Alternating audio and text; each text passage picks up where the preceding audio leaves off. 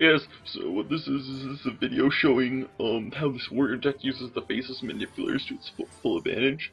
What I really like about Faceless Manipulators is they let you play with a lot of cards you usually not have access to, mostly because what you can use them for is taking your opponent's legendaries and using them against them, which is really fun to do. In Warrior Control gives you a lot of options.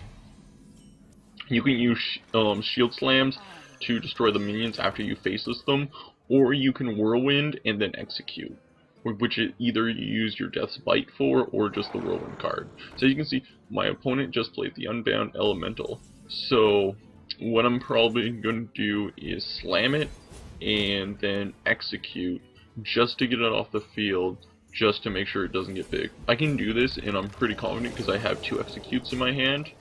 Right now what I'm doing is I'm using my Armor Smith to just start clearing the Shaman's tokens. The reason why the Armor Smith's actually pretty good at doing this is because the Armor Smith doesn't have that much damage, so the Shaman doesn't feel life point threatened, and also he doesn't want to run lots of minions and use spells on the Armor Smith because it gives you armor, and also the Armor Smith's threat level is so low that it's not worth it unless you can get a 2-for-1. But then if you can get a 2-for-1 with a spell, you get more armor.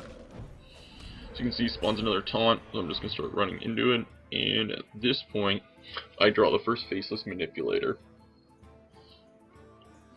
So I'm just waiting for my turn to do what I have the option of doing is actually using Cruel Taskmaster to power up my Armor Smith, or I can just armor up and sit. I think that's what I'm gonna just do. As I sit. The reason I just do this play is because he only has 1 damage on the field. 1 damage isn't that big. He can't chip through my armor and won't feel threatened. So this is when my opponent starts revealing his hand, which is the Earthbound Elemental. So what I do is I execute it. I completely get rid of it. And then I see my Armor Smith, so I want to make this guy play some pressure, so I use my Cruel Taskmaster on my Armor Smith, so I have 5 damage on the field. At this point, he either has to play some taunts up, either play a Flame Elemental, or he's got to use Lightning Storm to clear the field.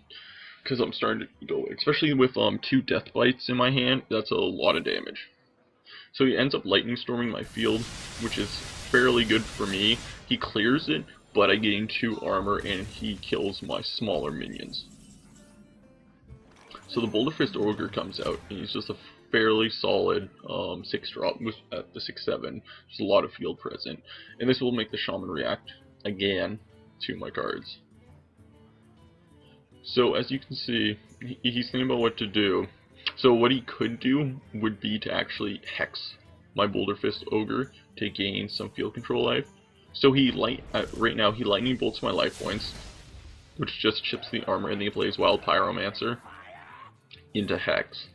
And I think the reason he sent the lightning bolt at my life points was he's worried about having the second shield slam in your hand, because when you're at 6 armor, you can kill fire elementals, and with 1 armor up, you have 8, which could kill almost any creature he plays on the field, either Earth Elementals or even Ragnaros. So the reason here I use my Death Bite and attack his life points directly, because the next Death Bite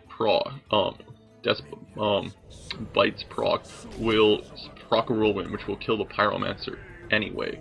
This means that even if I face rolled into the Pyromancer, I'd be taking the same amount of damage killing him as I would if I got life points off. So as you can see, he played Kel'Thuzad, and so what I do is I Faceless Manipulator his Kel'Thuzad, I Death Bite, and then I use Mortal Strike just destroying it. And now he has to burn some spells because I have a Kel'Thuzad on the field, and if I get any more minions down, it's pretty much he's lost the game. So he uses the second hex in his deck to get rid of his own Kel'Thuzad. The thing is, mine hasn't come up yet, so I still have that waiting in my deck. So he used Ancestral Spirit on his Earth Elemental, making it into a 7/8 taunt, which regens on Rive. like revives on death. That's an amazing creature, so I just take it. Now I'm thinking about what to do. So I just armor up because I don't want the death bite, just in case to be on the field, just in case he has acidic ooze, because that would get rid of my second taunt. And even though that's still only a 0/1 taunt, it's still really annoying because you still have to deal with it. So he fire elementals the earth element, so he can destroy it, proccing its first its death rattle. Now he actually lightning bolts my earth elemental, so I can't trade with it and be alive. However, what I end up doing is playing Kel'Thuz's into Commanding Shout, and I attack his, proccing his first death rattle and still having my 2 taunts up. This could be a misplay, because if he has a lightning storm or even another wild pyromancer in his hand, he can clear both my taunts instantly and then kill Kel'Thuz. However, he didn't have those cards, so he had to go through taunts the old-fashioned way, which was straight through, and it won't work out well because they're reviving at the end of the turn. So he's thinking about what to do. Next turn, I have very interesting, because I have a Defender of Argus in my hand, but I also have 2 weapons which I can use to help break through the taunt line. Because even if he trades out both my taunts, kills his own guy, well, what ends up happening is they're going to spawn next turn. So I think his play here was he was hoping that Ragnaros would destroy Kel'Thuz in a 50 chance. But unfortunately, Kel'Thuz procs before Ragnaros, so he has only a 25 chance of hitting it. And he doesn't, he hits the 0/1 taunt instead, which is horrendous for him. At this point, he's in a pretty tight space. So I'm thinking about what to do. So as you can see, I'm going to play my Defender of Argus, and I'm trying to decide if I want to play it to the right or in the middle.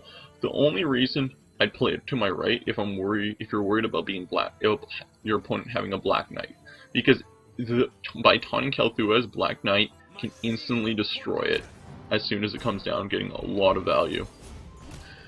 So I slam to get a card, which is Knife Juggler, which is actually really good when used with Kel'Thuz, because as the minions spawn from being dead, Knife Juggler will actually get his knife procs off, and will actually start throwing knives. So that means if you have minions like Sludge Belcher or Haunting Creepers, they will consistently just let you throw knives the whole time, which is pretty amazing. As you can see, he gets his taunt, but at this point, he needed to top deck a Lightning Storm to be in this game, because if not, he just loses. And as you can see, no Lightning Storm, he wins, mostly because I just stole all his creatures with Faithless Manipulators. See you guys next time.